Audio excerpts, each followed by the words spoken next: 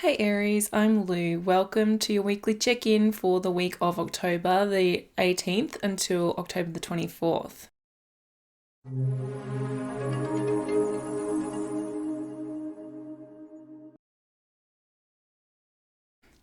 So this week we are still in eclipse energy, right? It's still eclipse season. We just had the Libra solar eclipse on the weekend, last weekend. We're going to have the Taurus eclipse next weekend, so we're in the middle phase. I'm actually really enjoying this energy. It feels like a real buzz. Things are moving, there's momentum, there's shifts, particularly after the Venus retrograde and the Mercury retrograde we've just had. So it's exciting to have some uplifting energy going on, even though there's a lot of change coming and a lot of emotion. Okay, but it's fun. We do begin Scorpio season this week as well. So on Tuesday, the sun will enter Scorpio. Mercury will go in there on over the weekend, and Mars is already there. So there's going to be a lot of Scorpio energy. So whatever that means for you in your chart. Now, the other beautiful thing about this week is that Venus, who is in Virgo, is going to be making really harmonious beams to Jupiter that's over in Taurus. So they're the two benefic planets of the zodiac, and they will be bringing beautiful solutions and harmony and blessings and miracles to everybody. So how that is going to unfold in your life will depend on your own personal chart.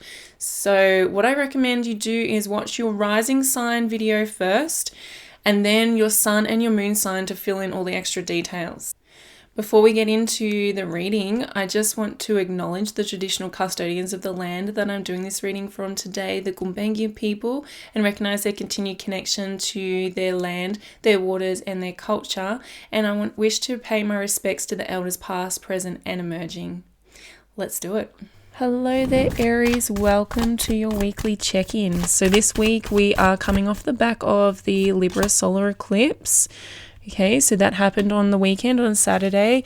Big deal for you, Aries. It does activate your 7th house. So this is the house of your partnerships, your one-on-one connections, your business partners, your marriage partners, those kinds of connections that you're interacting with. And it does also really highlight yourself, who you are in those intimate ways, as the mirror reflecting back to you the person that you are and how you're dealing with life. Okay, so people's behaviors are really just a reflection of what's going on inside of us.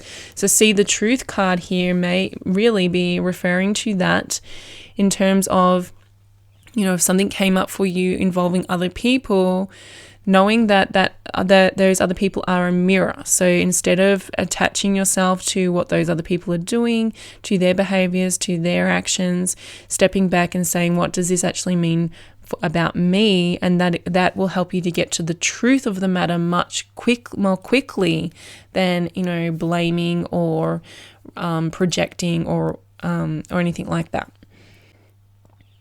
The other thing that's happening this week is we're moving into Scorpio season. So on Tuesday, we'll begin Scorpio season. We'll be activating your 8th house. The 8th house is where we really delve deeply into our psyche, into our inner psyche, into our subconscious, and into all the psychology that we operate in the background, right? So we're looking at your vulnerabilities and sort of the more darker side of life was considered the darker side of life. So that stuff that's a bit harder to look at. It is the truth, though. It is looking deeply within at your inner truth. So this could be initiating, a month of looking at your inner truth. What I'm seeing for you here in the cards is that we've got the 10 of Wands here. So we've got this heavy burden. There's a heavy burden, or there's been a lot on your plate is what I'm seeing for you. So you've had a lot going on. You've had those eclipses in your 1st house, 7th house. Mars has already been in your 8th house since the 12th of October. So Mars has already been initiating that 8th house energy. There's been a lot, okay? And so I can see that you are feeling maybe worn out, maybe a little bit bitter as well. There's some bitterness coming up here for you. But then on the other side of it, we've got the 4 of Wands here, and this is this cause for celebration. So I feel like that you will be overcoming whatever is causing you to feel this bitterness, this resentment, or this heavy burden, this heavy weight on you. There's an opportunity to overcome it, and not just to overcome it, but to actually celebrate how well you have done, how far you have come, how much you've overcome it. And part of that is going to be seeing the truth in the matter. So actually looking at this burden, this resentment, if it is resentment for you, Aries, really like looking into it, delving deeply into it with that Scorpio energy, about why, about where it's coming from, what vulnerabilities and what emotional needs have not been met, what vulnerabilities are being covered up if you're feeling angry, particularly with Mars there.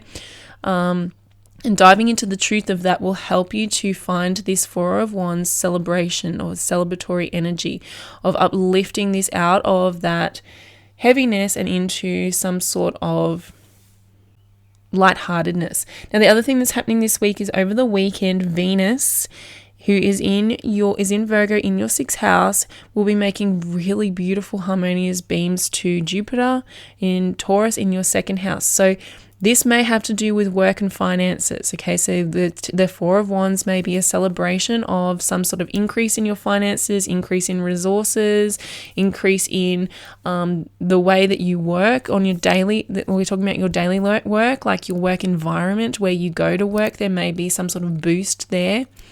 And that may be a cause for celebration as well, Aries. So remembering just to go, just to stick to the truth and try and see through underneath any layers of murkiness to get to the bottom line this week, and to enjoy your week, Aries. So enjoy that weekend of harmonious, beautiful energy, and I will see you next week. Take care.